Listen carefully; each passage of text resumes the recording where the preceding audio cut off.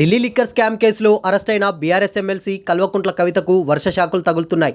ఈ కేసులో ఇప్పటికే కవితను ఈడీ అరెస్ట్ చేసి కస్టడీకి తీసుకొని విచారించగా, ఇదే కేసులో ఆమెను గురువారం సిబిఐ అరెస్ట్ చేసిన విషయం తెలిసిందే. కవితను ఇవాళ రౌస్ ఎవెన్యూ కోర్టులో హాజరుపరిచిన సిబిఐ కేసుకు సంబంధించి విచారించేందుకు ఆమెను కస్టడీకి ఇవ్వాలని న్యాయస్థానాన్ని కోరింది. ఈ క్రమంలో కవిత కస్టడీపై వాదనలు జరిగాయి.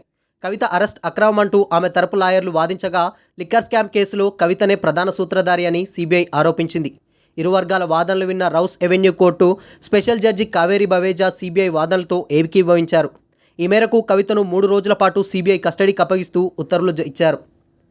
దీంతో ఈ నెల 15వ తేదీ వరకు ఎమ్మెల్సీ కవితను కస్టడీలోకి తీసుకొని సిబిఐ ప్రశ్నించనుంది. ప్రస్తుతం తీహార్ జైల్లో ఉన్న కవితను అధికారులు ఢిల్లీలోని సిబిఐ హెడ్ క్వార్టర్స్కు తరలించనున్నారు. కవితను 3 రోజుల పాటు ఇక్కడే విచారించనున్నారు.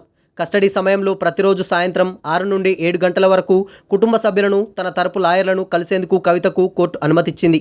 మరోవైపు ఢిల్లీ లిక్కర్ స్కామ్ కేసులో సిబిఐ తనను అరెస్ట్ చేయడాన్ని సవాల్ చేస్తూ కవిత దాఖలు చేసిన పిటిషన్ను రౌస్ ఎవెన్యూ కోర్టు తోసిపుచ్చిన విషయం తెలిసిందే.